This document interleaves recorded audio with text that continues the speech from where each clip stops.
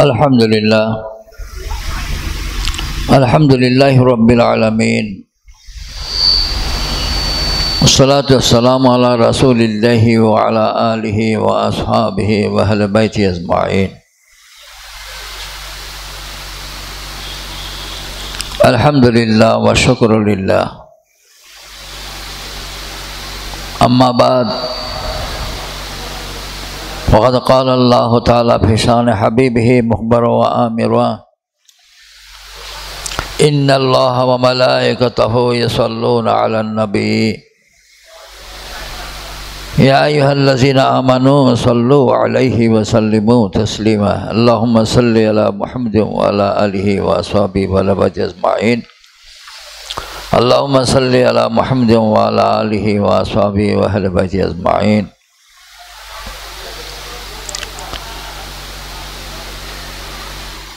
A'udzu billahi minasy syaithanir rajim. Bismillahirrahmanirrahim.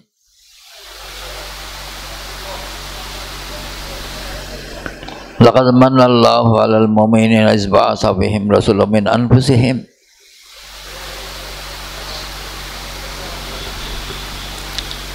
সম্মানিত সভাপতি, উপস্থিত উলামায়ে কেরাম, সামিঈন এজাম, পর্দার আড়ালের মা বোনেরা যারা শুনছেন, আসসালামু আলাইকুম ওয়া রাহমাতুল্লাহ।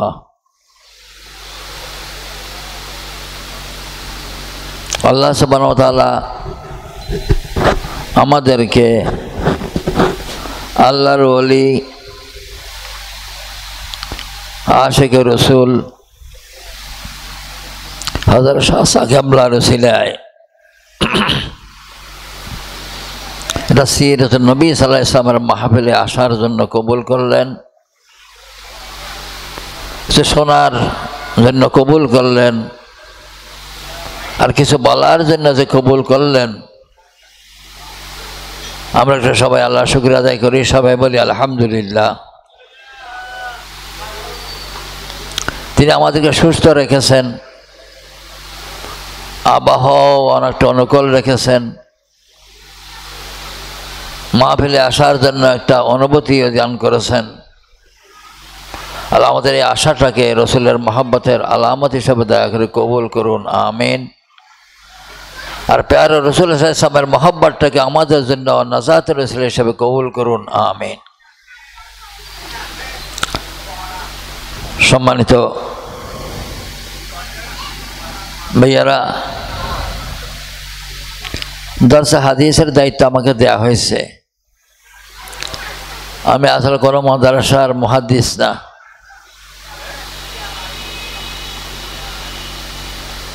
অনেক বছর পর্যন্ত এই মাহফিলে এসে আলোচনা করতাম, কিন্তু নদী আসার পর থেকে আমার আশা বন্ধ হয়ে গেছে। নদী আমাকে দেয় নাই। নদী যাবার পর আমার আল্লাহ আমার আশাটা কবুল করলেন। এই জন্য আমি আসুন আর সবাই আল্লাহ শুকরিয়া আদায় করি, সবাই বলি আল্লাহ আলহামদুলিল্লাহ। আসলে রসুলের সিরাতের মহব্বত মাহফিলে আসা, রসুলের মহব্বত নিয়ে আসা উচিত, রসুলের মহব্বত নিয়ে বসা উচিত, রসুলের মহব্বত নিয়ে বলা উচিত, রসুলের মহব্বত নিয়ে শোনা উচিত। আর তামাম আমলের পিছনে একটাই নিয়ত থাকা দরকার, সেটা হচ্ছে কি রাজায়ে মওলা, আল্লাহকে খুশি করা, আল্লাহ সন্তুষ্টি লাভ করা।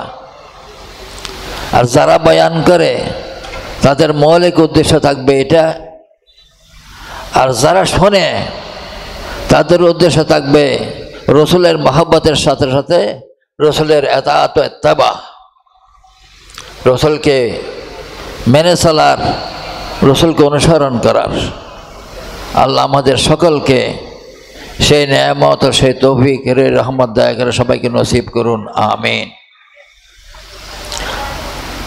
সম্মানিত ভাইয়েরা, আপনারা যারা বসেছেন, আসলে আপনারা আমার মতোই সাধারণ মানুষ, আমি একজন সাধারণ মানুষ। আল্লাহ সুবহানাহু ওয়া তাআলা আমার মতো একজন সাধারণ মানুষকে আশারুল কুলের কর্তৃক প্রবর্তিত 19 দিন ব্যাপী সিরাত মাহফিলে এসে কিছু হাদিসের কথা বলার, রসুলের কথা বলার, আল্লাহর কথা বলার যে সুযোগ দিলেন, সেজন্য আমি আবার আল্লাহ শুকরিয়া আদায় করছি, আলহামদুলিল্লাহ। আপনারা যারা বসেছেন সবাই ইমানদার মুসলমান, আশিক রসুল, রসুলের উম্মত। আপনারা নিশ্চয়ই রসুলকে মহব্বত করেন, আল্লাহ রসুলকে মানার চেষ্টা করেন, আল্লাহ রসুলের দিদার ও শাফাতের আশা রাখেন। আল্লাহ আপনাদের আমাদের সকলকে সে কি আমাদের কঠিন দিনে রসুল সাল্লামের সুপারিশ শুধু নয়, রসুলের দিদার ও সান্নিধ্য মেহরবানি করে আমাদের সবাইকে নসিব করুন, আমিন। সম্মানিত ভাইয়েরা, হাদিস সম্পর্কে আপনারা জানেন রসুল সাল্লামের কৌল ফেল, রসুল সাল্লামের কর্ম কথা, নীরবতাও হাদিসে রসুল। আর হাদিসে রসুল হচ্ছে কোরআনের তাফসীর, কোরআনের ব্যাখ্যা। কোরআন হচ্ছে মূল কথা, আর তার তাফসীর ব্যাখ্যা হচ্ছে হাদিস। কোরআন হচ্ছে হেদায়াত, আর হাদিস হচ্ছে হেদায়েতের দিশারি, পথ প্রদর্শক। যাবতীয় ব্যাপারে হাদিস কোরআনের ব্যাখ্যা দেন। কোরআন বুঝতে হলে হাদিসকে বুঝতে হবে, কোরআন মানতে হলে হাদিস মানতে হবে। সেজন্যই আল্লাহ আমাদেরকে কি কলমা শিক্ষা দিয়েছেন, লা ইলাহা ইল্লাল্লাহু মুহাম্মাদুর রাসূলুল্লাহ। এই কলমার মধ্যে একসাথে আল্লাহ রসুল যোগ করে দিয়েছেন। আল্লাহ যেখানে, রসুলও সেখানে। আর কি আমাদের দিন আমরা আমাদের রসুলকে সেখানে দেখতে চাই যেখানে আমার আল্লাহ আছেন। আল্লাহ রসুলকে আমরা যেন একসাথে সেইভাবে দেখি যেভাবে কলমার মধ্যে লা ইলাহা ইল্লাল্লাহু মুহাম্মাদুর রাসূলুল্লাহ পাশাপাশি আছেন। আল্লাহ আমাদেরকে সে সৌভাগ্য দয়া করে সবাইকে নসিব করুন, আমিন। তো হাদিসে রসুল সাল্লাল্লাহু আলাইহি ওয়াসাল্লাম থেকে একটা ছোট হাদিস আমি আপনাদের সামনে পেশ করছি। প্রথম যে হাদিসটা পেশ করছি সেটা কি হযরত আনাস রাদিয়াল্লাহু তাআলা আনহু থেকে বর্ণিত। ক্বালা রাসূলুল্লাহ সাল্লাল্লাহু আলাইহি ওয়াসাল্লাম লা ইউমানু আহাদুকুম হাত্তা আকুনা আহাব্বা ইলাইহি মিন ওয়ালাদিহি ওয়া ওয়ালাদিহি ওয়ান নাস আজমাইন।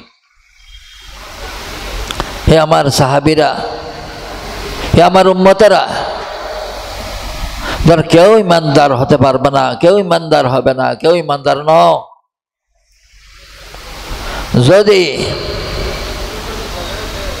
আমি রসুল তোমার কাছে তোমার ছেলের চাইতে, তোমার পিতার চাইতে, আর সকল মানুষের চাইতে তোমার কাছে বেশি প্রিয় না হই। সুবহানাল্লাহ, কত বড় কথা। তখন আমরা যারা বসেছি, আপনারা যারা বসেছেন, আপনারা কি রসুলের মহব্বত নিয়ে বসেছেন? রসুলের মহব্বত নিয়ে বসেছেন, আলহামদুলিল্লাহ। রসুলের মহব্বত আসে বলেই সকালে সকালে কেন এসে গেছেন, তো একটু আপনার আলহামদুলিল্লাহ বলেন। রসুলের মহব্বত না থাকলে তো আপনারা আসতেন না। আর খানার টাইম হচ্ছে জোহরের পরে, এখন তো খানার টাইম নাই। এখন আসাতেই বোঝা যায় আপনাদের অন্তরে রসুলের মহব্বত আছে। রসুলের মহব্বত সবার অন্তরে আছে, সবাইকে রসুল মহব্বত করি, রসুলকে, খুদা সাল্লাল্লাহু আলাইহি ওয়াসাল্লামকে। কিন্তু রসুল বলতেছেন কি, মহব্বত তোমার কলবে আমার সাহাবী আছে, এ আমার উম্মত, তোমার কলবে তো আমার মহব্বত আছে, এটা আমি জানি, বুঝলাম। কিন্তু তোমাকে চিন্তা করে দেখতে হবে, আমার সেই মহব্বত তোমার কলবে যেটা আছে সেটা তোমার ছেলের মহব্বতের চাইতে, তোমার পিতার মহব্বতের চাইতে, আর সকল বন্ধু বান্ধব, স্বজন, প্রিয়জন, মাতা পিতা, স্বামী স্ত্রী, বাল বাচ্চা, নাতিপতি, সকলের চাইতে সেই মহব্বত বেশি নাকি কম? দেখেন সুবহানাল্লাহ, যদি সেই মহব্বত তোমার কলবে আমার জন্য যে মহব্বত আছে, সেই মহব্বত যদি তোমার অন্তরে আছে বুঝলাম, সেটা তোমার ছেলের চাইতে, তোমার মেয়ের চাইতে, তোমার স্ত্রীর চাইতে, তোমার নাতি নাতনির চাইতে, তোমার বাবার চাইতে, তোমার মায়ের চাইতে, এমনকি যার সাথে তোমার মহব্বতের সম্পর্ক আছে তাদের সকলের চাইতে, তোমার পীরের চাইতে, ওস্তাদের চাইতে, তোমার মুরব্বীর চাইতে, তোমার নেতার চাইতে, তোমার দলের চাইতে, তোমার পার্টির চাইতে, তোমার সম্পদ বাড়িঘর গাড়ি বাড়ির চাইতে আমি রাসূলের মহব্বত যদি তোমার কাছে বেশি না হয়, তাহলে তুমি ইমানদার নও। নাউযুবিল্লাহ মিন যালিক। এখানে আমাদের হুজুরেরা আছেন, বড় বড় হুজুরেরা, ওনারা বলেন হাদিসের এই তাফসীর করতে গিয়ে যে মহব্বত ঈমান নাই মানে তুমি কামেল ঈমানদার হবে না। এটা হুজুরেরা ব্যাখ্যা তাফসীর করে বলেছেন যে ঈমানে কামেল তোমার হবে না, কিন্তু হাদিসের মধ্যে কামেল শব্দটা নাই। এটা হুজুরেরা ব্যাখ্যা তাফসীর করেছেন। এটা আমাদের একটা চিন্তার বিষয়। আমাদের কলবকে পরিমাপ করতে হবে, মুওয়াজানা করতে হবে, চিন্তা করে দেখতে হবে মহব্বতের রসুলের আছে, যদি আমার রসুলের মহব্বত এদের সকলের চাইতে বেশি না হয়, নাউযুবিল্লাহ, কোনো পর্যায়ে, কোনো স্তরে, কোনো সময়ে গিয়ে, কোনো ব্যাপারে গিয়ে যদি আমার রসুলের মহব্বত চাইতে এদের প্রতি আমার টান বেশি হয়ে যায়, নাউযুবিল্লাহ, তখন আমার ঈমান চলে যাবে কিনা আশঙ্কা আছে। আল্লাহ আমাদেরকে সেই বিষয়ে সতর্ক থাকার, সেভাবে আমল করার, সেভাবে জীবন করার, সেভাবে পথ চলার তৌফিক দয়া করে সবাইকে নসিব করুন, আমিন। তাহলে আজকে সিরাত মাহফিলটা 19 দিন ব্যাপী চালু করেছেন কার মহব্বতে? রসুলের মহব্বতে। সেজন্য তিনি বলতেন একটা কথা, সেটা কি? हम दुनिया में के काम कर जाएंगे, मज़ारे मोहम्मद पे मर जाएंगे। শাহ সাহেবের ওই শের থেকে, ওই পংক্তি থেকে, ওই কবিতা থেকে আমি নিজেও নিজের জন্য একটা সিদ্ধান্ত নিয়েছি। আমি নিজেও নিজের জন্য একটা চিন্তা ভাবনা করে ফয়সালা করেছি, আমি দুনিয়া থেকে যাওয়ার সময় কিছু নিতে পারবো না, কিছু নেব না। দুনিয়ায় যা আমল করেছি, আমল করার তৌফিক আল্লাহ দিয়েছেন, যা কথা বলেছি, যা দান করেছি, যা চিন্তা করেছি, যা ভেবেছি, যা বলেছি, আমার জিন্দেগির যত আমল আছে সবগুলো আমলের সওয়াব আমার নবীর কদম তলে হাদিয়া দিয়ে আমি চলে যাবো, আলহামদুলিল্লাহ। हम दुनिया में के काम कर जाएंगे, जिंदगी के हर नेकी मोहम्मद को दे कर जाएंगे। सुभान अल्हम्दुलिल्लाह। আল্লাহ সুবহানাহু ওয়া তাআলা আমার এই নিয়তটাকে, আমার হব্বে রসুলের এই চিন্তা চেতনাকে মেহরবানি করে কবুল করুন। সম্মানিত ভাইয়েরা, তা আসুন আমরা রসুলের মহব্বত সম্পর্কে দেখি, আমাদের কলবটা একটু পরিমাপ করি যে আসলে রসুলের মহব্বত আমাদের মধ্যে কীরকম আছে। আমরা কি রসুলের সুন্নত পালন করি? একদিন সাহাবারা আল্লাহ রসুল সাল্লাল্লাহু আলাইহি ওয়াসাল্লাম অজু করতেছেন, অজুর পানিগুলো নিয়ে সাহাবা আজমাইন নিজের হাতে মুখে মাখতেছেন। আল্লাহ রসুল বললেন, যেটা নয়, আমার ইত্তেবা করা, আমার হুকুম মানা, আমার কথা মতো চলো, আমার ইতাআত করা, এটাই আসল মহব্বত। তোমরা তো মহব্বত করতেছো, বলতেছো এটা আসল মহব্বত। আসুন আমরা চিন্তা করে দেখি, যারা বসেছি, রসুলের মহব্বত আমাদের মধ্যে যদি থাকে, রসুলের সুন্নতকে আমরা মহব্বত করি কিনা। আল্লাহ রসুল বলেন, মান আহাব্বা সুন্নতি ফাকাদ আহাব্বানি ওয়া মান আহাব্বানি কানা মা'ই ফিল জান্নাহ। যে আমাকে মহব্বত করে সে আমার সুন্নতকে মহব্বত করবে, যে আমার সুন্নতকে মহব্বত করে সে আমার সাথে জান্নাতে থাকতে পারবে। সবাই বলি সুবহানাল্লাহ, আলহামদুলিল্লাহ। তে রসুলের সুন্নতকে মহব্বত করা মানে রসুলকে মহব্বত করা। রসুলের সুন্নত কি? টুপি রসুলের সুন্নত, দাড়ি রসুলের সুন্নত, ইসলামী লেবাস রসুলের সুন্নত, পায়জামা পরা রসুলের সুন্নত, লুঙ্গি পরা রসুলের সুন্নত, ফ্যান পরা রসুলের সুন্নত না, শার্ট পরা রসুলের সুন্নত না, ক্লিন শেভ করা রসুলের সুন্নত না, দাড়ি রাখা রসুলের সুন্নত।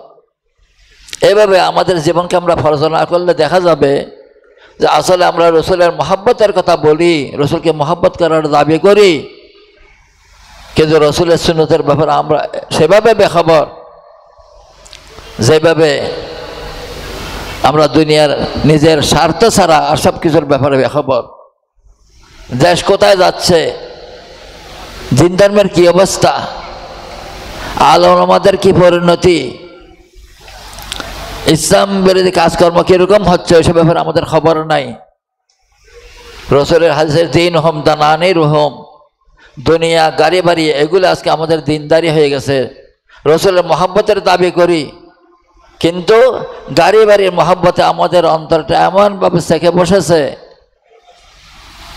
কীরকম? কোরআনের ভাষায় আলহাকুমুত তাকাসুর হাত্তা যুরতুমুল মাকাবির তুহিব্বুনাল মাল হুব্বান জাম্মা, তোমরা জমাট বাঁধা ফাতারের মতো সম্পদের মহব্বতে বিভোর হয়ে আসো।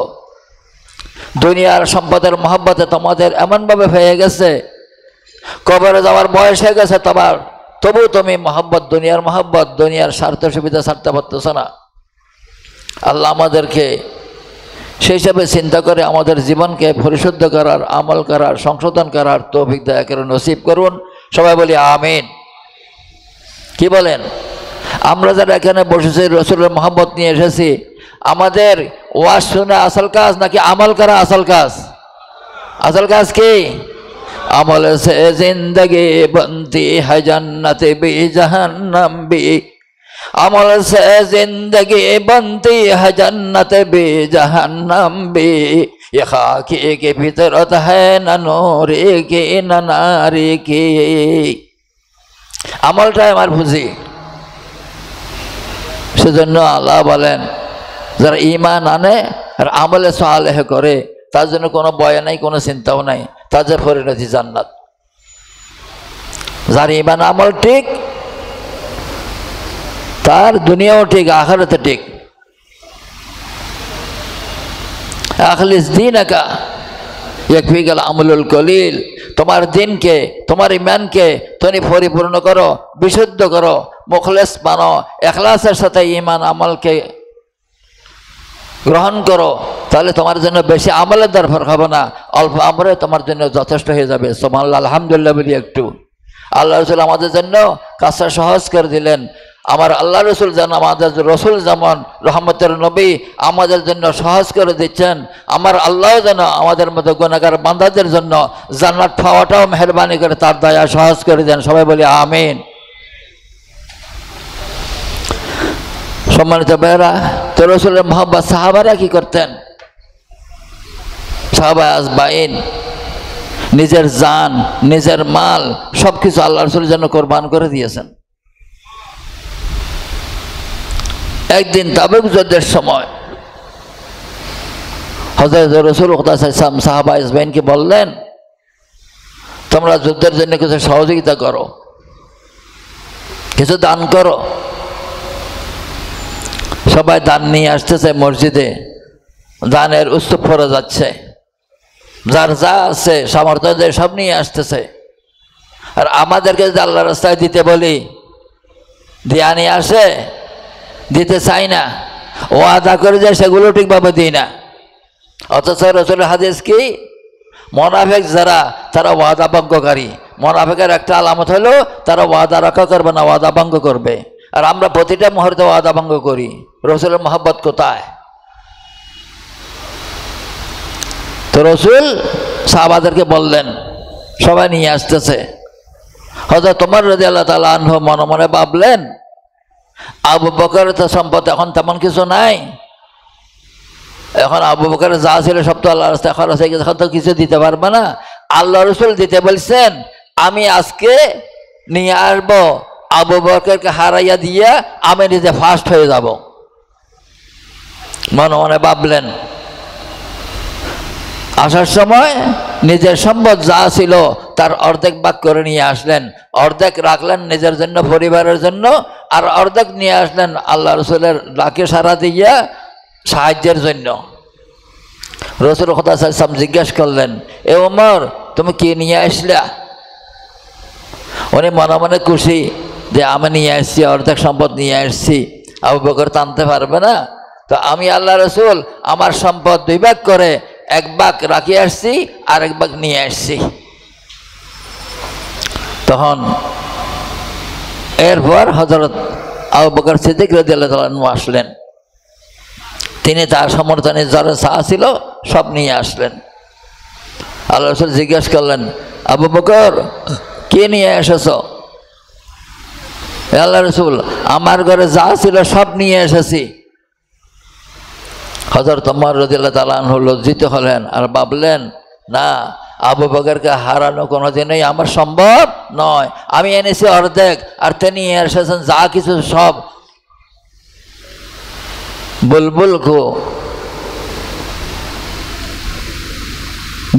को अनादिल को सराग, बुलबुल को फूल व बस, सिद्दीक के अकबर के लिए अल्लाह व रसूल व बस। सुभानअल्लाह, अल्हम्दुलिल्लाह। হযরত আবু বকর সিদ্দিক রাদিয়াল্লাহু তাআলা আনহু বলে, আল্লাহ রাসূল আমার জন্য কিছু তো রাখিনি, সব নিয়ে আসছি। আমি আবু বকরের জন্য আল্লাহ রাসূলের যথেষ্ট। সবাই বলে আলহামদুলিল্লাহ।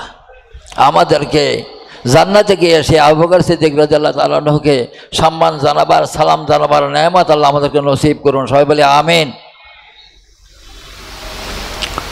সাহাবায়ে আজমাইন মক্কা থেকে মুহাজিররা হিজরত করে মদিনায় গেছেন। মদিনার আনসারেরা কি করেছেন? আনসারেরা রসুলের এইসব মুহাজির সাহাবীদেরকে, যারা মক্কায় বাড়ি ঘর বিষয় সম্পদ সব রেখে গেছেন, তাদেরকে কিভাবে বরণ করলেন? শুধু ভাই হিসাবে গ্রহণ করলেন না, নিজের সম্পত্তির অর্ধেক অর্ধেক তার মুহাজির ভাইকে দান করে দিলেন। সবাই বলি সুবহানাল্লাহ। আর আমরা আল্লাহ রাস্তায় 5 টাকা, 10 টাকা, 100 টাকা, 1000 টাকা এগুলো দিতে পারি না, অথচ নিজের জন্য প্রতিদিন দিনে 1000, 2000, 3000, 5000, 10,000 টাকা খরচ করি। বউয়ের চিকিৎসা, ছেলের চিকিৎসা, মেয়েদের চিকিৎসা, মেয়ের চিকিৎসার জন্য হাজার হাজার টাকা খরচ করি। আর এদিকে আল্লাহর রাস্তা দেওয়ার প্রশ্ন আসলে সহজে দিতে চাই না। এটাতে কি বোঝা যায়? আমরা তো বলতেছি আমাদের অন্তরে রসুলের মহব্বত সবচাইতে বেশি আছে, কিন্তু এই আমল দ্বারা কি বোঝা যায়? রসুলের মহব্বত বেশি আছে বোঝা যায়, নাকি মালের মহব্বত বেশি আছে বোঝা যায়?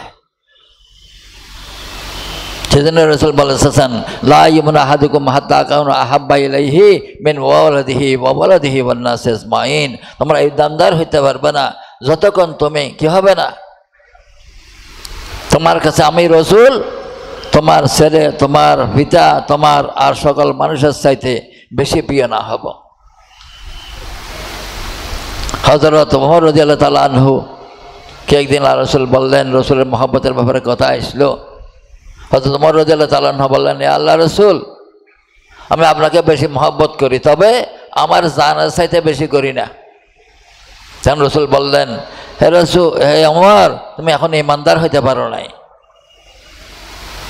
তখন হযরত ওমর রাদিয়াল্লাহু তাআলা আনহু বললেন যে আমার এখন থেকে আমি আমার নিজের জানের চাইতে, সব কিছু চাইতে, শুধু না আমার নিজের নফসের জানের চাইতে আপনার রসুলকে বেশি মহব্বত করি। তখন রসুল বললেন, হে ওমর, তুমি এখন ইমানদার হইলা, কামা কালা রাসূলুল্লাহ সাল্লাল্লাহু আলাইহি সাল্লাম। সম্মানিত ভাইরা, তখন আসুন আমরা দেখি এ রসুলের সিরাত মাহফিলে সুন্নতের শাহ সাহেবের এই বাগান যেটা তিনি প্রতিষ্ঠা করলেন, এখানে আমরা আসলাম রসুলের মহব্বত নিয়ে আসছি কিনা। আল্লাহ আমাদেরকে সে ব্যাপারে আত্মসমালোচনা করে আত্মশুদ্ধির রসুলের মহব্বত লাভ করার তৌফিক সবাইকে নসিব করুন। সবাই বলি আমিন।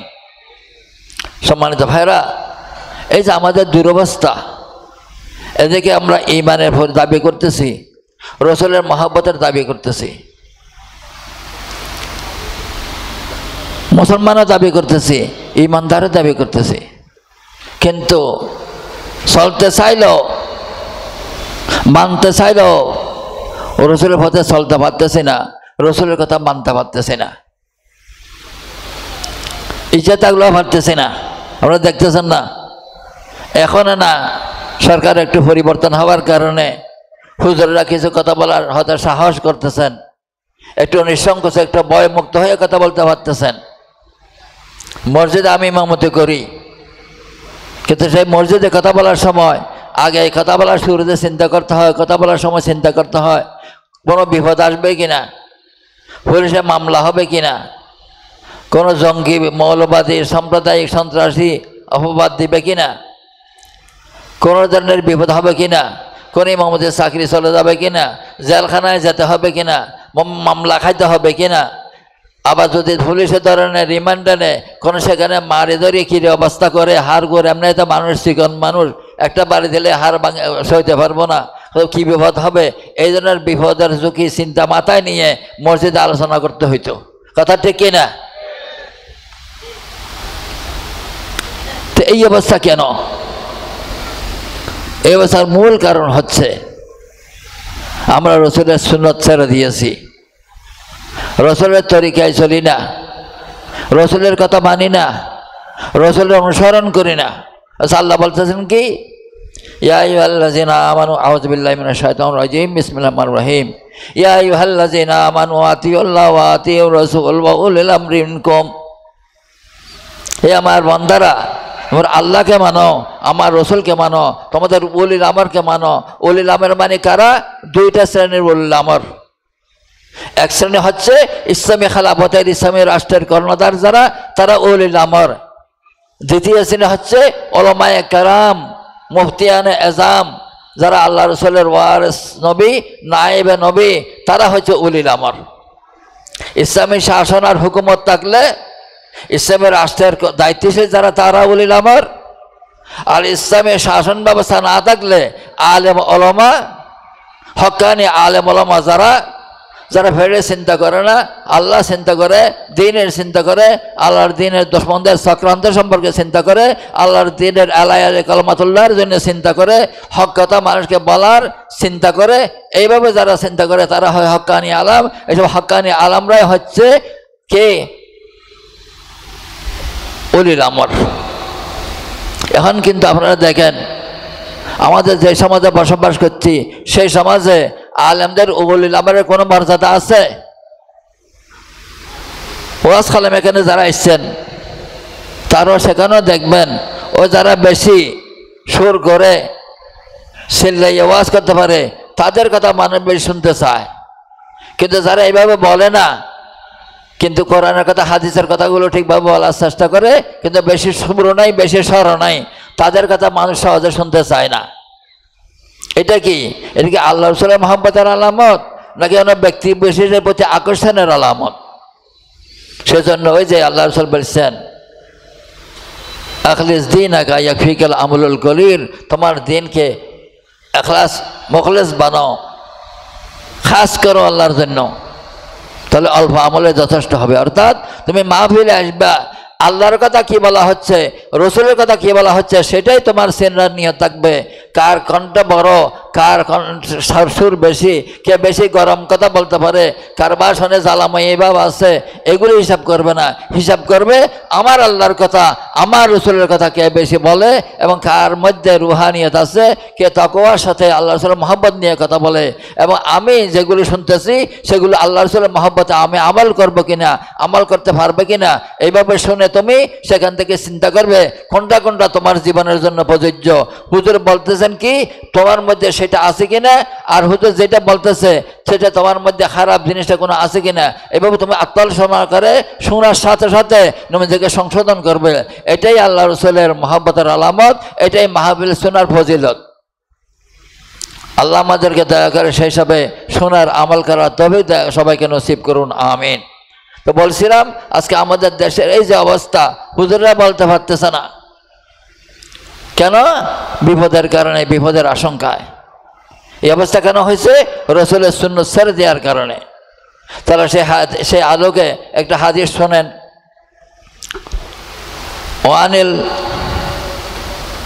ইরবাস ইবনে সারিয়া রাদিয়াল্লাহু তাআলা আনহু, তিনি বলছেন কি, কালা সাল্লা বিনা রাসূলুল্লাহ সাল্লাল্লাহু আলাইহি ওয়াসাল্লাম সুবহা। একদিন রাসূলুল্লাহ সাল্লাল্লাহু আলাইহি ওয়াসাল্লাম আমাদের সাথে ফজরের নামাজ পড়লেন। কোন নামাজ পড়লেন? ফজরের জামাতের নামাজ পড়লেন। সুম্মা আকবাল আলাইনা, তারপর তিনি আমাদের জন্য বয়ান করলেন, ভাবু আজানা, আমাদের দেশে ভাষণ দিলেন, ওয়াজ করলেন, বয়ান করলেন। কিরকম বয়ান? মুমআযাতান বলিগাতান, খুব জ্ঞান গর্ব, খুব দিলা পুরুষ, ইমানা পুরুষ, খুব আবেগঘন, খুব অনুভূতি সৃষ্টিকারী বয়ান তিনি আমাদের সামনে করলেন। কিরকম বয়ান করলেন? যারাফাত মিনহাল উয়ুন। আল্লাহ রাসূল সাল্লাল্লাহু আলাইহি ওয়াসাল্লামের কথা শুনে, আলোচনা শুনে আমাদের চোখ দিয়ে পানি এসে গেল। সুবহানাল্লাহ। সেজন্য আল্লাহ রাসূল হাদিসের মধ্যে বলেছেন, আল্লাহর কথা শুনে, আল্লাহর ভয়ে, আল্লাহর মহব্বতে যাদের চোখ দিয়ে পানি ভরবে, কিয়ামতের দিন 7 প্রকারের মানুষ যাদেরকে আল্লাহর আরশের নিচে ছায়া দেবে, তাদের একজন হবে যে ওই মানুষ যার চোখ দিয়ে আল্লাহ রাসূলের মহব্বতে ভয়ে কি ভরবে? পানি ভরবে। তো এই সাহাবী বলতেছেন, আমাদের চোখ দিয়ে পানি আসলো, আর কি হলো? ওয়া ওয়াজিলাত মিনহাল কুলুব, আমাদের দিল নরম হয়ে গেল, আমাদের দিল আবেগ আপ্লুত হয়ে গেল, আমাদের দিল আল্লাহর ভয়ে, আল্লাহ রাসূলের মহব্বতে ভরে গেল। ফাকালা কাইলুন ইয়া রাসূলুল্লাহ, তখন একজন বললেন, হে আল্লাহ রাসূল, কানা হাযি মাওআযাতান মাওয়াদ্দা, আপনার ওয়াজে মনে হচ্ছে যেন এটা খুব শেষ ওয়াজ, আবেগ সৃষ্টিকারী ওয়াজ, বিদায়ী ওয়াজ, খুব সুন্দর ওয়াজ, আমাদের মধ্যে ঈমান সৃষ্টিকারী, আবেগ সৃষ্টিকারী, অনুভূতি সৃষ্টিকারী, বিবেক সৃষ্টিকারী, আমলের তাকাজা, অনুভূতি সৃষ্টিকারী ওয়াজ আপনি করলেন। ফাওসিনা, আমাদেরকে আরো একটু ওয়াজ করেন, আমাদেরকে আরো একটু ওয়াজ করেন। তখন রাসূল সাল্লাল্লাহু আলাইহি ওয়াসাল্লাম কি বলতেছেন শুনেন। তিনি বলতেছেন কি? ফাকালা উসিকুম বিতাকওয়াল্লাহ, তখন তিনি বললেন, আমি তোমাদেরকে তাকওয়ার ওয়াজ করতেছি, আল্লাহর ভয়ের ওয়াজ করতেছি, আল্লাহর মহব্বতের ওয়াজ করতেছি। তোমরা আল্লাহকে ভয় করো, আল্লাহকে মহব্বত করো, তাকওয়া অবলম্বন করো, পরহেজগারি অবলম্বন করো। পরহেজগারি অবলম্বন করা মানে ভালোটা গ্রহণ করা, খারাপটা বর্জন করা। আল্লাহ রাসূল যেটা ভালোবাসে, পছন্দ করে সেটা গ্রহণ করা, আল্লাহ রাসূল যেটা পছন্দ করে না, ঘৃণা করে সেগুলো বর্জন করা। সেজন্য কোরআন শরীফে বলা হয়েছে, মাইয়াত্তাকিল্লাহ ইয়াজআল লাহু মাখরাজা, যে আল্লাহকে ভয় করবে, আল্লাহ তার সমস্যা কাটিয়ে ওঠার পথ বাইর করে দিবে। সবাই বলে আলহামদুলিল্লাহ। আর আয়াতে বলেছেন, মাইয়াত্তাকিল্লাহ, যে আল্লাহকে ভয় করবে, ইয়ারযুকু মিন হাইসু লা ইয়াহতাসিব, এমনভাবে আল্লাহ তার রিজিকের ব্যবস্থা করবে সে বুঝতেই পারবে না যে কোত্থেকে রিজিক আসছে। সবাই বলে আলহামদুলিল্লাহ। তা আপনারা যারা বসেছেন, আপনারা তো ওয়াজ শুনতেছেন, তাকওয়া অর্জন করার নিয়ত আছে নাকি নাই? আছে? সেটা হিসাব করেন। ফজিলত কি? তাকওয়া অর্জন করলে এমনভাবে রিজিক দেবে আপনি বুঝতেই পারবেন না রিজিক কোত্থেকে আসতেছে। আল্লাহ সুবহানাহু ওয়া তাআলা আপনাকে এমনভাবে বুদ্ধি দিবে, আকল দিবে, বিবেক দিবে যে সমস্যা কাটাই ওঠার জন্য আপনি সমস্যায় করে অন্ধকারে হাবুডুবু খাচ্ছেন। যদি আল্লাহর মহব্বত থাকে, আল্লাহ আপনাকে এই সমস্যা কাটিয়ে ওঠার রাস্তা বের করে দিবেন। সবাই বলে আলহামদুলিল্লাহ। তা আল্লাহ রাসূল বললেন যে আমি তোমাদেরকে তাকওয়ার ওসিয়ত করতেছি। আর কি করতেছি? ওয়াসসামঈ ওয়াত তাআতে, ইসলামের রাষ্ট্রের, ইসলামী খেলাফতের যিনি দায়িত্বশীল থাকবে, উলিল আমর যিনি থাকবেন, সুবহানাল্লাহ, আলহামদুলিল্লাহ, একটু আলহামদুলিল্লাহ বলি। উলিল আমর যিনি থাকবেন, উলিল আমর মানে কে? ইসলামী রাষ্ট্রের প্রধান, ইসলামী রাষ্ট্রের খলিফা, ইসলামী রাষ্ট্রের প্রতিনিধি। যদি উনি থাকেন, ওনার কথা শুনবে, ওনার কথা মানবে। আর ইসলামী রাষ্ট্র না থাকলে উলিল আমর কারা? আলেম ওলামা, হক্কানি রব্বানি আলেমগণ, এদের কথা শুনবে, এদের কথা মানবে।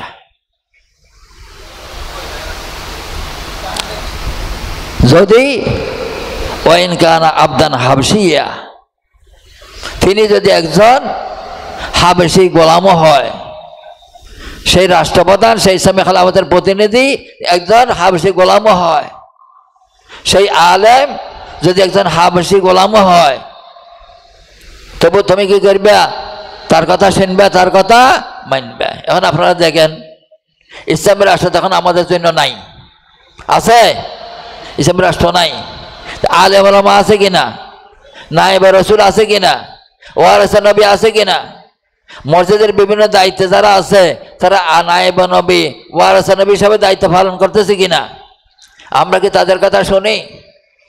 মসজিদের নামাজের সময় হচ্ছে, আজান দিছে, আর নেতা একজন, কর্মকর্তা একজন, বস একজন অন্যদিকে ডাকতেছে, তখন আমরা নামাজ বাদ দিয়া, আলেম ওলামার কথা বাদ দিয়া ওই নেতার কথা মতো যাই, ওদের ডাকে সাড়া দিয়ে নামাজ বাদ দিয়ে তাদের পিছনে যায় নাকি যায় না? তাহলে আমাদের পরিণতি কি? দেখেন, আরেক হাদিসের মধ্যে আল্লাহ নবী বলতেছেন, ইজা মুদিহাল ফাসিকু গাযাবার রাব্বু তাআলা ওয়াস্তাহাজ্জা লাহুল আরশ। নাউযুবিল্লাহি মিন যালিক।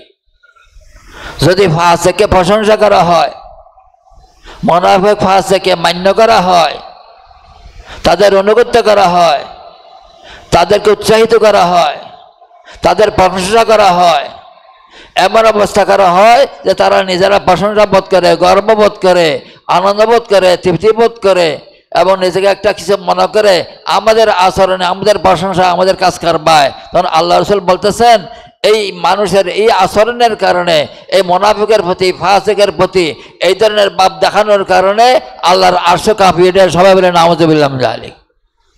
এখন আপনারা বলেন, আমাদের দেশে যারা এখন নেতাগিরি করে, যারা কর্মকর্তা, যারা বড় অফিসার, যে লাইনের অফিসার হোক, যে পর্যায়ের হোক, যে পর্যায়ের নেতা হোক, সেই ইউনিয়ন থেকে শুরু করে রাষ্ট্রপ্রধান পর্যন্ত সব জায়গায় যারা এখন নেতাগিরি করে, তারা কি আসলে মুমিন মুসলমান নাকি মুনাফিক ফাসিক? তারা কিরকম?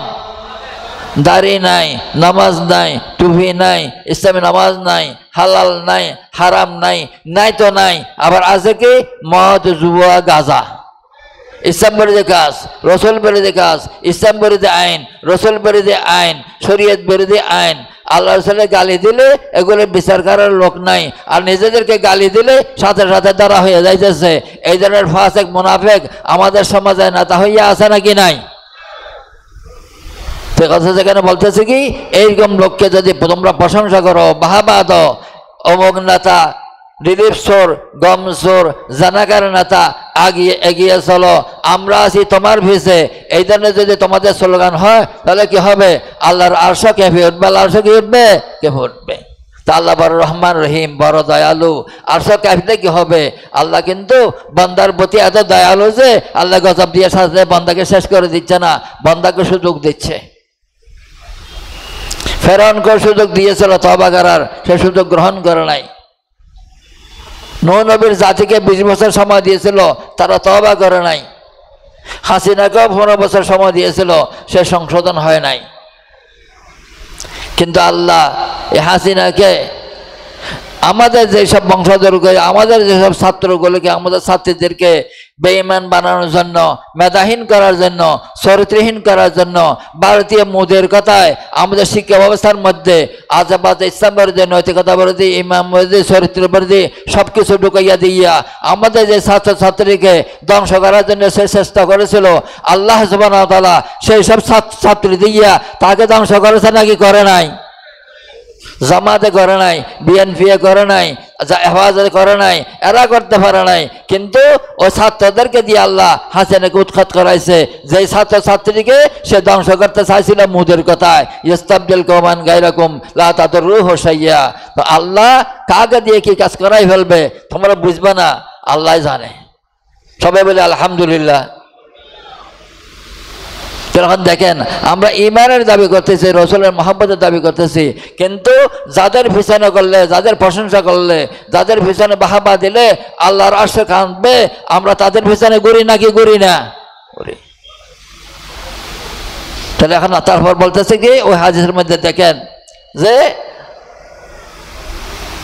যদি হাবশিও হয়, হাবশি গোলামও হয়, কৃতদাসও হয়, তাহলে তুমি কি করো? তার কথা শোনো, তার কথা মানো। তারপর আল্লাহ রাসূল বলতেছেন, ফাইন্নাহু মান ইয়াইশু মিনকুম বাদি ফাসায়ারা ইখতিলাফান কাসীরা। ও আমার উম্মতেরা, আমার সাহাবীরা, আমার পরে তোমরা যারা বাঁচবে, আমার পরে তোমরা যারা জিন্দা থাকবে, তোমরা এরপর দেখবে ইখতিলাফান ফাসায়ারা ইখতিলাফান কাসীরা, শীঘ্রই তোমরা আমার সাহাবীদের মধ্যে, মুসলমানদের মধ্যে বিভিন্ন ধরনের মতভেদ দেখবে, গ্রুপিং দেখবে, কোন্দল দেখবে, দলাদলি দেখবে। দলাদলি আমাদের আছে নাকি নাই? দলাদলি আছে নাকি নাই? কেউ আবি, কেউ সুন্নি, কেউ জামাত, কেউ তবলিগ, কেউ তরিকত, কেউ বান্ডারি, কেউ দরবারি, কেউ মাজারি, কেউ আহলে হাদিস, কেউ আবার অন্য কিছু, আবার কেউ আওয়ামী লীগ, কেউ বিএনপি, কেউ জাওয়াতি পার্টি, এবং মুসলমান ভাগ হয়েছে নাকি হয় নাই? তাহলে সেটা বলতেছেন তোমরা বিভিন্ন গ্রুপ দেখবা। যখন এত গ্রুপ তোমরা দেখবা তখন তোমাদের কাজ কি? তোমরা কি করবা? فعليكم بسنتي وسنة الخلفاء الراشدين المهديين। ও আমার সাহাবীরা, ও আমার উম্মতরা, তখন তোমাদের দায়িত্ব হচ্ছে আমি রাসূলের সুন্নাত মতো চলা। আর আমার সাল খলিফা হযরতে আবু বকর, হযরতে ওমর, হযরতে ওসমান, হযরতে আলী, এই চার খলিফার সুন্নাত মতো চলাই তখন তোমাদের দায়িত্ব হবে। সবাই বলে আলহামদুলিল্লাহ। রসুল আমাদের জন্য রাস্তা দেখাই গেলেন। কি রাস্তা? রসুলের সুন্নতের রাস্তা, রসুলের সাহাবা খলাফায়ে আজমাইনের রাস্তা। তারপর বললেন কি, এই সুন্নত আমার সুন্নত, আমার চার খলিফার সুন্নতকে কি করবে? তামাসসাকু বিহা, সেটাকে আঁকড়িয়ে ধরবে। কিভাবে আঁকড়িয়ে ধরবে? ওয়াজু আলাইহি বিন নাওয়াজিজ, মারের দাঁত দিয়ে সেটাকে চেপে ধরবে আমার সুন্নতকে, আমার চার খলিফার সুন্নতকে। তাহলে এখন দেখেন আল্লাহ রসুল আমাদেরকে রসুলের সুন্নত মতো চলার কথা বললেন, চার খলিফার সুন্নত মতো চলার কথা বললেন। আর হাদিসের মধ্যে রসুল বলছেন কি, লো তারাকতুম সুন্নাতা নবিয়াকুম লাদালালতুম। ও আমার উম্মতারা, আমার সাহাবীরা, তোমরা তোমাদের রসুলের সুন্নত ছেড়ে দাও, বাদ দাও, তাহলে তোমরা গোমরাহ হয়ে যাবে। সবাই বলে নাউযুবিল্লাহ মিন যালিক, তোমরা গোমরাহ হয়ে যাবে। এখন আপনারা বলেন, আমাদের দেশের মানুষেরা, জনগণ, নেতা, কর্মকর্তা, অফিসাররা রসুলের সুন্নত মতো চলে, রসুলের সুন্নতের রাজনীতি করে না খ্রিস্টানের রাজনীতি করে? রসুলের সুন্নতের যাকাত ভিত্তিক অর্থ ব্যবস্থা গ্রহণ করেছে নাকি ইহুদিদের সুদ ভিত্তিক অর্থ ব্যবস্থা গ্রহণ করেছে? রসুলের কোরআন ভিত্তিক শিক্ষা ব্যবস্থা গ্রহণ করেছে নাকি পশ্চিমা কাফেরদের কোরআন বোঝার শিক্ষানীতি গ্রহণ করেছে? রসুলের কোরআনের ইসলামে জায়েজসম্মত সংস্কৃতি অবলম্বন করে, গ্রহণ করে, লালন করে, ধারণ করে, নাকি মুশরিকদের নাচ গান বাদ্যযন্ত্র মার্কা সংস্কৃতি লালন করে? তো এগুলো করে রসুলের সুন্নতকে গ্রহণ করেছে নাকি বাদ দিছে? আর হাদিসের মধ্যে বলছেন আল্লাহ রসুল যে তারা সুন্নতকে বেদাত বানায় ফেলছে আর বেদাতকে সুন্নত বানায় ফেলবে। সবাই বলেন নাউযুবিল্লাহ মিন যালিক। এখন যে রাজনীতি আমাদের দেশের লোকেরা, যে সংস্কৃতি, যে অর্থনীতি, যে শিক্ষানীতি, যে শাসননীতি গ্রহণ করেছে, সবগুলো তো পশ্চিমাদের শাসননীতি। আর আমরা মুসলমানেরা ইসলামী রসুলের সুন্নতের পোশাক যেটা, সেটা আমাদের মুসলমানের পোশাক রাখি নাই, এটা হুজুরদের পোশাক বানায় ফেলছি। হুজুরদের পোশাক হচ্ছে সুন্নতি পোশাক, আর আমরা যারা হুজুরের পিছনে নামাজ পড়ি, হুজুরের শাগরিদ, মুরিদ, ভক্ত, আমাদের পোশাক হলো খ্রিস্টানের পোশাক। তাহলে সম্মানিত ভাইয়েরা, আসুন আমরা চিন্তা করে দেখি, রসুলের সুন্নত ছেড়ে দেওয়ার কারণে আমাদের পরিণতি কি হইল? দেশে যত জুলুম অত্যাচার হয়েছে, হাসিনা যা করেছে, রাজনীতির নামে যা করেছে, এই পর্যন্ত সে পাকিস্তান আমল থেকে এই পর্যন্ত যত জুলুম অত্যাচার দেশে হয়েছে, যত দুর্নীতি হয়েছে, এবং মানুষ যে বেঈমান হয়ে যাচ্ছে, চরিত্রহীন হয়ে যাচ্ছে, ইসলামের শিক্ষা বাদ গেছে, ইসলামের শাসননীতি বাদ গেছে, ইসলামের রাজনীতি বাদ গেছে, ইসলামের অর্থনীতি বাদ গেছে, ইসলামের শিক্ষানীতি বাদ গেছে, এত কিছু যে হইল দেশে, এটা কি রসুলের তরিকায় থাকার কারণে নাকি রসুলের রাজনীতি বাদ দেওয়ার কারণে? রসুলের সুন্নত মানার কারণে নাকি রসুলের সুন্নত বাদ দেওয়ার কারণে? রসুলের চার খলিফার দেশ শাসনের সুন্নত, রসুলের চার খলিফার অর্থনীতির সুন্নত, রসুলের চার খলিফার বিচার নীতির সুন্নত, রসুলের চার খলিফার শাসন নীতির সুন্নত, রসুলের চার খলিফার সংস্কৃতির সুন্নত, রসুলের চার খলিফার শিক্ষানীতির সুন্নত আমাদের কাছে থাকার কারণে দেশের অবস্থা নাকি ছেড়ে দেওয়ার কারণে অবস্থা? তাহলে বলেন, ওই যে রসুলের সুন্নত, লো তারাকতুম সুন্নাতা নবিয়্যিকুম লাদালালতুম, তোমরা রসুলের সুন্নত ছেড়ে দিলে তোমরা গোমরাহ হয়ে যাবা। আজকে রসুলের সেই সুন্নত না মানার কারণে ব্যক্তি জীবনের সুন্নত আমরা মানতেছি না, প্রাতিষ্ঠানিক জীবনের সুন্নত আমরা মানতেছি না, রাজনৈতিক জীবনের সুন্নত আমরা মানতেছি না, প্রশাসনিক জীবনের সুন্নত আমরা মানতেছি না, শিক্ষানীতির সুন্নত আমরা মানতেছি না, এমনকি নামাজ কালাম যেটা পড়ি সেটার মধ্যে রসুলের সুন্নত আমাদের নাই।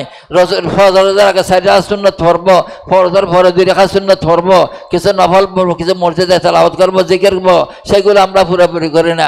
মসজিদে যাওয়ার সময় মসজিদের পোশাক পরে যায় না, অন্য জায়গায় যাওয়ার সময় সেই পোশাক পরে যায়। তো মসজিদে আসার সময় আল্লাহ রসুলের সুন্নতে পোশাক পরা আমার জন্য সোয়াবের, রসুলের মহব্বতের, আল্লাহ রসুলের মহব্বতের, মসজিদের পরিবেশের পোশাক, সেটাকে আমরা চিন্তা করি না, বা যেভাবে ইচ্ছা সেভাবে চলে যাইতেছি। তাহলে আমাকে রসুলের সুন্নতকে মহব্বত করলাম, রসুলের সুন্নতকে গ্রহণ করলাম, একে রসুলের মুসলমান নাম দিয়া, রসুলের মহব্বতকারী নাম দিয়া রাজনীতিতে, শাসন নীতিতে, বিচার নীতিতে, অর্থনীতিতে, ব্যক্তিগত জীবনে, পরিজীবনে, পোশাক আশাকে, ব্যবসা বাণিজ্যে, কাজ কারবারে, চাল চলনে, সকল ক্ষেত্রে রসুলের সুন্নতের বিরোধিতা করলাম।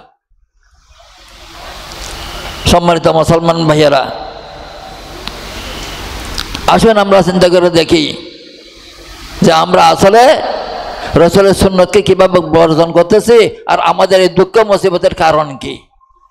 আমরা সরকারের দোষ দিই, সরকার আইন শৃঙ্খলা রক্ষা করতেছে না, সরকারের জিনিসপত্রের দাম কমাইতেছে না, জিনিসপত্রের দাম বাড়তেছে, সরকার করতেছে কি? আসলে এগুলো কি সরকারের কাজ নাকি আল্লাহর হুকুম? এখানে জাহারাল ফাসাদু ফিল বাররি ওয়াল বাহরি বিমা কাসাবাত আইদিন নাস, যতদের জনস্থলে অন্তরিক্ষে যত কিছু অরাজকতা, বিশৃঙ্খলা, খুন খারাপি বলো, কিশোরী গ্যাং বলো, পুলিশের মামলা বলো, হত্যা হামলা বলো, তোমাদের উপর বাইয়ে বাইয়ে, ফাড়ায় ফাড়ায়, সামান্য জিনিসের জন্য ফাড়ায় ফাড়ায় মারামারি বলো, ফুটবল খেলায়, ক্রিকেট খেলায় মারামারি বলো, সুদ ঘুষ বলো, দুর্নীতি বলো, সবগুলোই তো আল্লাহর গজব, তোমাদের হাতের কামাই। তোমরা যখন আল্লাহটা ছেড়ে দিয়েছো, আল্লাহ তোমাদের থেকে বরকত তুলে নিয়ে আসে, শান্তি তুলে নিয়ে আসে। আল্লাহর কথা কি? যে তারা যদি ঈমান আনে আর তাকওয়া করে চলে, আমি তাদেরকে কি দেব? বরকতের আসমান জমিনের সমস্ত দরজা তাদের জন্য খুলে দেব। দোয়া মানো ওয়াত্তাকু লাফাতাহনা আলাইহিম বারাকাতিস সামাওয়াতি ওয়াল আরদ। তার ঈমান আনলে আর তাকওয়ার ভিত্তি, হয় যে তাকওয়া বলেছিলাম, তাকওয়ার তরিকা অবলম্বন করলে আমি তাদের জন্য আসমান জমিনের সমস্ত বরকতের দরজা খুলে দেব। সবাই বলেন আলহামদুলিল্লাহ। একটা কথা মনে রাখবেন, এই যে তাদের জন্য আল্লাহ বলে দিবেন বলছেন, এটা সবার জন্য আল্লাহ খুলে দিবে আসমান জমিনের বরকতের দরজা। সবাই যদি জাতিগতভাবে, জাতি যদি সেভাবে চলে, প্রাতিষ্ঠানিকভাবে প্রতিষ্ঠান যদি সেভাবে চলে, পারিবারিকভাবে পরিবার যদি সেভাবে চলে, ব্যক্তিগতভাবে ব্যক্তিও যদি সেভাবে আল্লাহকে মহব্বত করে, ঈমানের তাকওয়ার ভিত্তিতে জীবন যাপন করে, আমার আল্লাহ সুবহানাহু ওয়া তাআলার ওমান আযদাকু মিনাল্লাহি কিলা, আল্লাহর কোনো কথাই মিথ্যা হতে পারে না। আপনার ব্যক্তি জীবনে আল্লাহ আপনার জন্য এমন ব্যবস্থা করবেন যে আপনার জন্য আল্লাহ আসমান জমিনের বরকতের সব দরজা করে দেবেন। সবাই বলে আলহামদুলিল্লাহ। আল্লাহ আমাদেরকে সেই হিসেবে চিন্তা করার, আমল করার, অন্তপক্ষে সমাজ, রাষ্ট্র, দেশ, প্রতিষ্ঠান পরিবর্তন না হলেও আমি যেন পরিবর্তন হইয়া সেভাবে আল্লাহর রহমত লাভ করতে পারি। আল্লাহ মেহেরবানি করে তার হাবিবের উসিলায় আমাদেরকে সেই নেয়ামত, সেই হেদায়েত, সেই তৌফিক, সেই ঈমান, সেই হিম্মত, সেই হিকমত দয়া করে নসিব করুন। সবাই বলে আমিন। সম্মানিত ভাইরা, তাহলে বোঝা গেল কি? আমরা রসুলের সুন্নতকে গ্রহণ না করার কারণে, রসুলের সুন্নত অমান্য করার কারণে আল্লাহ সুবহানাহু ওয়া তাআলা আমাদেরকে এত বিপদ দিচ্ছেন। জিনিসপত্রের দাম বাড়াইতেছেন, খুনাখুনি করতেছেন, বাবু ভূতে মিল হইতেছে না, মায়ে যে মিল হইতেছে না, স্বামী স্ত্রীর কথা শুনতেছে না, স্ত্রী স্বামীর কথা শুনতেছে না, স্বামী স্ত্রী মারামারি করতেছে, সব ফাড়ায় ফাড়ায় অশান্তি, ঘরে ঘরে অশান্তি আছে নাকি নাই? তো কেন আছে? আমি লোকদেরকে বলি যে তোমরা যে ছাত্রদেরকে ভর্তি করাইছো স্কুলে কি জন্য? স্কুলে ছাত্রদেরকে ভর্তি করায় মারার জন্য নাকি ফরানোর জন্য? কি জন্য ভর্তি করায়? মারার জন্য না ফরানোর জন্য? কি জন্য? ফরানোর জন্য। ফরানোর জন্য যদি ভর্তি করে তাকে মারে কেন? মারে এই কারণে সে যখন স্কুলের নিয়ম ভঙ্গ করে, বেয়াদবি করে, স্কুলের দায়িত্ব ঠিকভাবে পালন করে না, তখন তাকে মারে। তো আল্লাহ সুবহানাহু ওয়া তাআলা আমাদেরকে মুসলমান বানিয়েছেন কালমা পড়াইয়া গজব দেওয়ার জন্য নাকি রহমত করার জন্য? তো গজব দিচ্ছে কেন? আমরা যেন পাপ করতেছি সেজন্য আমাদেরকে গজব দিচ্ছে। সবাই বলে নাউযুবিল্লাহ মিন যালিক। আমরা গজব চাই না রহমত চাই? কি চাই? রহমত যদি চাই তাহলে আমাদেরকে সেইভাবে চিন্তা করতে আমল করতে হবে। আল্লাহ তো আমাদেরকে গজব দেওয়ার জন্য মুসলমান বানায় নাই, আল্লাহ তো আমাকে শাস্তি দেওয়ার জন্য আলেম বানায় নাই, আল্লাহ তো আমাকে বিপদ দেওয়ার জন্য তো আলেম ইমাম বানায় নাই, মুসলমান বানায় না। বিপদ দিচ্ছে কেন?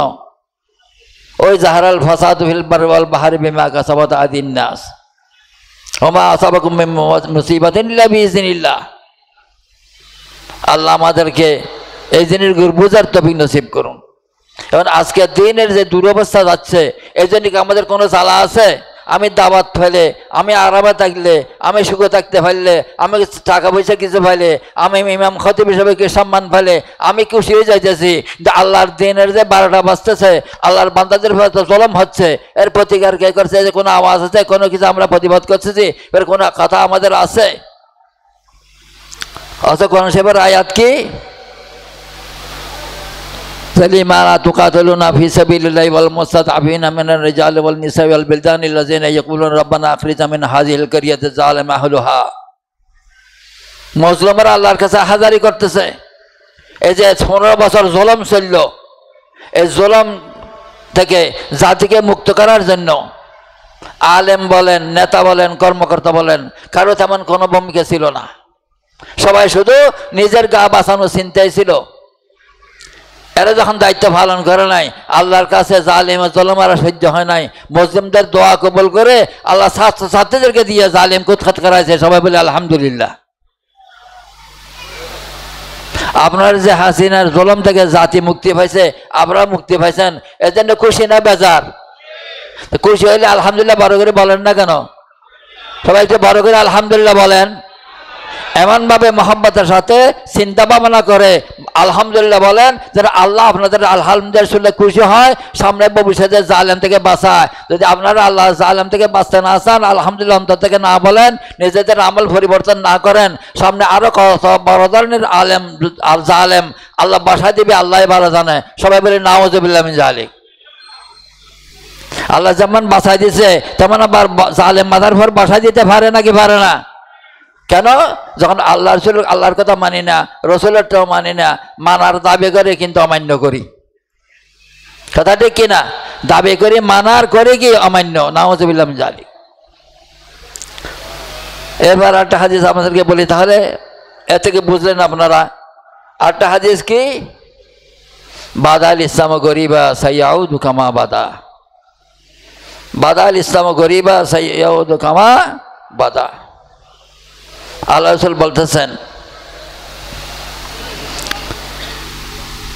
যে ইসলাম দুর্বল অবস্থায়, গরিবী হালতে, অজানা অজানা এমন এক অবস্থায় যাত্রা শুরু করেছে। সাইয়াউদু কামা বাদা, শীঘ্রই আবার সেটা সেরকম হয়ে যাবে। যেমন দেখেন, এখন দাড়ি টুপির কথা বললে ওয়াজ মনে হয়, জিকির আসকারের কথা বললে ওয়াজ মনে হয়, কোরআন তেলাওয়াত আর তাহাজ্জুদের সাকাওয়াবিন চাষের কথা বললে ওয়াজ মনে হয়। যদি অর্থনীতির কথা, শাসনের কথা, রাজনীতির কথা, বিচার নীতির কথা, যুদ্ধনীতির কথা আলোচনা হয়, তাহলে আমাদের অনেক সাধারণ মানুষ না, অনেক মৌলবী এটাকে রাজনীতি বের করে। সবাই বলে নাউযুবিল্লাহ মিন যালিক। করে নাকি করে না? এটাই তো গরিবী হালত। ইসলামের সঠিক পরিচয়, ইসলামের সঠিক ধারণা, ইসলামের সঠিক দৃষ্টিভঙ্গি, ইসলামের সঠিক চেতনা, ইসলামের সঠিক অনুসরণ, সঠিক বাস্তবায়ন, সঠিক জ্ঞান, সঠিক এলম, সঠিক ফহম আমাদের মধ্যে নাই। শুধু সাধারণ মানুষের মধ্যে না, আলেমদের মধ্যেও নাই। সেজন্য আল্লাহ নবী বলেছেন, কি বলেছেন? সাইয়াদি জামানুন লা ইয়াবকা মিনাল ইসলাম ইল্লা ইসমুহু ওয়া মিনাল কুরআন ইল্লা রাসমুহু মাসাজিদুহুম আমারাতুন ওয়া খারাবুন আনিল হুদা উলামাহুম শারাতাহাতুন আযীমিস সাবা তাকরিবুম মিনাল ফিতনা ওয়া ফীহিম তাউদ। যেমন এক সময় আসবে ইসলামের নাম থাকবে, ইসলামের নাম থাকবে, আর কিছু থাকবে না। যখন আমরা এখন মুসলমান আছি, ইসলাম মানানি নাই। কোরআন থাকবে, কোরআনের আমল থাকবে না, কোরআনের রসম থাকবে, খতম তারাজি থাকবে, খতমকে কোরআন থাকবে, খতম সূরা আনাম থাকবে, এগুলো থাকবে। কোরআন মানেই থাকবে না, কোরআন বুঝেনি থাকবে না। মাসাজিদুহুম আমারাতুন ওয়া খারাবুন আনিল হুদা, তাদের মসজিদগুলো বড় বড় বিল্ডিং হবে, সেখানে হেদায়েত থাকবে না। এখন দেখেন ইসলামের আসলে পরিপূর্ণ আমল অনুসরণ বাস্তবায়ন, ইসলামের কথা মতো মসজিদ, মাদ্রাসা, স্কুল, কলেজ, বিশ্ববিদ্যালয়, দোকানপাট, তারপর ব্যবসা বাণিজ্য, কোর্ট কাছারি, আপনার আদালত, দেশের রাজনীতি, শিক্ষানীতি, সংস্কৃতি ইসলামের কথা মতো চলে। তো সেটাই তো আল্লাহ রাসূল আগে 1400 বছর আগে বলে দিলেন যে কি হবে, মিনাল ইসলামে ইল্লা ইসমুহু, ইসলামের নাম থাকবে, ইসলাম থাকবে না। সবাই বলে নাউযুবিল্লাহ মিন যালিক। সেজন্য 100 বছর আগে আল্লামা ইকবাল বলেছেন, মুসলমান দরগোর, মুসলমানি দর কিতাব। মুসলমানি কিতাবে চলে গেছে আর মুসলমান কবরে চলে গেছে। এখন আমরা যারা আছি আমরা মুসলমান না, মুসলমান নাম কাজে মুনাফিক। নাউযুবিল্লাহ মিন যালিক, নাউযুবিল্লাহ মিন যালিক। এরপর তারপর বলেছে কি, মিনাল কোরআন ইল্লা ইসমুহু, কোরআনের রসম থাকবে। আপনি দেখেন তারাবির নামাজ আসলে খতম তারাবি পড়ে, রমজানে কোরআন তেলাওয়াত করে, এরপর এমনি কোরআন তেলাওয়াত আর নাই। খতম কোরআনের প্রশ্ন আসলে কোরআন তেলাওয়াত করে, আর কোরআন তেলাওয়াত নাই। সূরা আনামের খতম পড়ে, কোরআনের খতম পড়ে, কিন্তু কোরআন এমনিও ফরানি, মানানি তো নাই, ফরানিও নাই। সাধারণ মানুষের দূর কথা, আমরা যারা আলেম ইমাম, আমরাও আসলে কোরআনটা সেভাবে পড়ি না। হয়তো কোরআন পড়ি আসছে, কামেল ফাঁস করছে, দহরা ফাঁস করছে, কোরআন পড়েনি শেষ। এরপর নিজের সুবিধা অনুযায়ী ওয়াজের জন্য, বয়ানের জন্য, মাহফিলের জন্য হয়তো কোরআনে কিছু আয়াত পড়তেছি, অথবা সূরা ইয়াসিন, ওয়াকিয়া, আল মুলুক এগুলো বরকতের জন্য পড়তেছি। পুরো কোরআন খতম করবো অন্তপক্ষে রমজানে একবার, দুইবার, তিনবার, অথবা পুরো বছরে একবার কোরআন খতম করবো, সেটা আমাদের মধ্যে নেই। তা তো নাই। অর্থসহ কোরআনটা জীবনে একবার হলে অর্থসহ পড়ে দেখবো, সেটাও আমাদের মধ্যে গুদ্দুর আছে। তাহলে এই যে অবস্থাটা, রসম আছে কোরআনের, কোনো কোরআনের আমল নাই, কোরআনের এলম নাই, কোরআনের ফাহন নাই, কোরআনের যথাযথ বায়ান নাই। সেজন্য আল্লাহ বলেছেন, ইন্নাল্লাযিনা ইয়াকতুমুনা মা আনজালনা মিনাল বায়্যিনাতি ওয়াল হুদা মিন বাদি মা বায়্যানাহু লিন-নাসি ফিল কিতাব উলাইকা ইয়ালআনুহুমুল্লাহু ওয়া ইয়ালআনুহুমুল লাঈনুন লা ইয়াকুনা ফী তুলুহিম ইল্লান নার। নাউযুবিল্লাহ। তারা ফেটে যেগুলো দেখায় সেগুলো জাহান্নামের আগুন ছাড়া আর কিছু না। সবাই বলি নাউযুবিল্লাহ মিন যালিক। এটা কোরআনের রসম আছে। আর কি, মাসাজিদুহুম আমারাতুন ওয়া খারাবুন আনিল হুদা, তাদের মসজিদগুলো বিল্ডিং হবে, সেখানে হেদায়েত থাকবে না। মসজিদকে পুরোপুরি ইসলামের কথা ঠিকভাবে বলা যায়? মসজিদে দাঁড়াইয়া এই ইহুদি ধর্ম খারাপ এটা বলা যাবে, হিন্দু ধর্ম খারাপ এটা বলা যাবে, বিএনপির রাজনীতি হারাম এটা বলা যাবে না, আওয়ামী লীগের রাজনীতি হারাম এটা বলা যাবে না, কোরআন বর্জিত রাজনীতি হারাম এটা বলা যাবে না। বলা যায় নাকি বাধা আছে? বলা যায় না, বাধা আছে। কিন্তু এটা কোরআনের কথা কিনা? রসুলের রাজনীতি ছাড়া আর যে রাজনীতি যে নামে হোক সেটা ওইরকম হারাম। হিন্দু নীতি, বৌদ্ধ নীতি, খ্রিস্টান নীতি যেভাবে হারাম, রাজনীতিও সেরকম হারাম। কারণ এই রাজনীতি মানুষকে কি করেছে, পাকিস্তান আমল থেকে এই পর্যন্ত মানুষ যে বেইমান হয়েছে, চরিত্রহীন হয়েছে, আমাদের ছেলেদের টাউট হয়েছে, ইয়াবাখোর হয়েছে, গাঁজাখোর হয়েছে, মাদক সেবী হয়েছে, কিশোর জ্ঞান করছে, সবগুলো কি ইসলামের কারণে কি রাজনীতির কারণে? সে কারণে ইসলামের কারণে, রাজনীতির কারণে। দেশের নেতারা যে ইসলামী শিক্ষা ব্যবস্থা চালু করে নাই, মানুষকে ইসলামী শিক্ষা দেয় নাই, স্কুল কলেজ বিশ্ববিদ্যালয় কোরআনের শিক্ষা দেয় নাই, এটা কি ইসলামের কারণে কি রাজনীতির কারণে? মানুষকে বাদ দিয়ে, আল্লাহকে বাদ দিয়ে মানুষকে যে সার্বভৌম ক্ষমতার মালিক বলে, এটা কি ইসলামের কারণে কি রাজনীতির কারণে? এই জন্যই তো রাজনীতি হারাম। রাজনীতি হালালটাকে হারামটাকে হালাল বানায় আর হালালটাকে হারাম বানাইতেছে, এই জন্য রাজনীতি হারাম। এটা কি মসজিদে বলা যাবে? মাসাজিদুহুম আমারাতুন ওয়া খারাবুন আনিল হুদা, তাদের মসজিদগুলো বিল্ডিং হবে, মসজিদে হেদায়েত থাকবে না। হেদায়েতের কথা বলতে গেলে যখন কারো গায়ে লাগবে তখন সে প্রতিবাদ করবে, যখন 2-4 জন প্রতিবাদ করে উঠবে আর অন্য মসজিদে চুপ করে থাকবে আর বলবে কি, ইমাম সাহেব বেশি কথা বলে গোলমাল বাড়ায় কেন? ইমাম সাহেবের টালে ইমাম সাহেব সামলাক, আমরা নাই। বলে অবস্থা এরকম কি না? অবস্থা এরকম নাকি? এরকম না। 200 জন বেয়াদব যখন প্রতিবাদ করে দাঁড়াইয়া যায়, অন্যরা চুপ থাকে। সবাই বলে নাউযুবিল্লাহ মিন যালিক। বলা হয়েছে মাসাজিদুহুম আমারাতুন ওয়া খারাবুন আনিল হুদা। তারপর বলেছেন কি, ওলামাহুম শাররুন তাহাতা আযীমিস সামা, তাদের আলেমরা নিকৃষ্ট জাতে পরিণত হবে, তাদের থেকে ফিতনা বাইর হবে, সেই ফিতনা তাদেরকে শেষ করবে। আজকে হাসিনা শাসন হয়, ওয়াহাবি আলেম বলেন, সুন্নি আলেম বলেন, জামাতি আলেম বলেন, আহলে হাদিসের আলেম বলেন, সব আলেম বিপদে পড়ছে নাকি পড়ে নাই? যারা যদ্দূরে শক্তিশালী তারা তদ্দূর বিপদে পড়ছে, জামাতেরা বেশি শক্তিশালী সেজন্য তারা ফাঁসি খাইছে, হেফাজতের আলেমরা আর একটু কম শক্তিশালী কিন্তু শক্তিশালী অন্যদের তুলনায় তারা লাঠি পিঠা খাইছে, আর সুন্নি আলেমরা আর একটু কম, আহলে হাদিস আর একটু কম, সেজন্য তারা লাঠি পিঠা বেশি অত্যাচার হয় নাই, মামলা খাইছে। তাহলে যে এই যে অবস্থা গেছে, এটা কি কারণে? ওই আলেমদেরকে আল্লাহ শিক্ষা দিচ্ছেন যে তোমরা তোমাদের দায়িত্ব ঠিকভাবে পালন না করার কারণে আজকে আলেমরা যে এত গ্রুপ হয়েছে, এত গ্রুপকে মানুষ হয়েছে নাকি আলেমরা বানাইছে? এত গ্রুপ সাধারণ মানুষে বানাইছে না আলেমরা বানাইছে? তাখরুজুল ফিতনা ওয়া ফীহিম তাগুত, তারা এত গ্রুপ হওয়ার কারণে আজকে আলেমরা তারা ফিটা খাইতেছে। এই পর্যন্ত আলেমরা ঐক্যবদ্ধ হইয়া কোনো প্রতিবাদ করতে পারছে, কোনো আন্দোলন করতে পারছে, ঐক্যবদ্ধ হইয়া কোন দাবি জানাতে পারছে? ইসলাম বিরোধী যত কাজ হচ্ছে এগুলো বন্ধ করার দায়িত্ব আলেমদের ছিল, ইমামদের ছিল, খতিবদের ছিল, মুফতিদের ছিল, মুহাদ্দিসদের ছিল, প্রিন্সিপালদের ছিল। মাদ্রাসা শিক্ষার মধ্যে মূর্তির ছবি ঢুকে দিয়েছে, মাদ্রাসা শিক্ষার মধ্যে মাদ্রাসার মধ্যে ইন্দুয়ানি খাতা ঢুকে দিয়েছে, মহিলা হিন্দু শিক্ষক ঢুকে দিয়েছে। আলেমরা কি ঐক্যবদ্ধ হইয়া প্রতিবাদ করছে? তাখরুজুল ফিতনা ওয়া ফীহিম তাগুত, তারা ফিতনার জন্ম দেবে, এই ফিতনার পরিণতি তাদেরকেই ভোগ করতে হবে। কারণ আলেমরা তো আগে কওমের রাহবর, আলেমরাই যে কওমের পথ প্রদর্শক মুর্শিদ, তো আলেমরা বিপদে পড়তেছে। তাহলে সম্মানিত ভাইয়েরা, আসুন এই হাদিসগুলোর আলোকে, আমার সময় 45 মিনিট দিছে, 45 মিনিট শেষ। এই হাদিসের আলোকে আমরা চিন্তা করি, আমরা রসুলের মহব্বতের কথা বলতেছি, রসুলের সিরাত মাহফিলে আসতেছি, আসলে রসুলের মহব্বত আমরা অন্তরে যে লালন করার দাবি করি, কাজে সেটা আছে কিনা, রসুলের সুন্নত পালন করতেছি কিনা। রসুলের সুন্নত আমরা ত্যাগ করার কারণে আজকে আমাদের দেশে, সমাজে, পরিবারে কত ধরনের অরাজকতা সৃষ্টি হয়েছে। ওই যে আল্লাহর কথা সত্য, লো তারাকতুম সুন্নাতা, রসুলের কথা সামের কথা সত্য, লো তারাকতুম সুন্নাতা নবিয়্যিকুম লাদালালতুম, তোমরা তোমাদের রসুলের সুন্নাত ছাড়ে দিলে বিপদে পড়িবা। আমরা বিপদ চাই না সুখ চাই? বিপদ চাই না মুক্তি চাই? তাহলে মুক্তির পথ একটাই, সেটা কি? রসুলের সুন্নত মতো চলবো।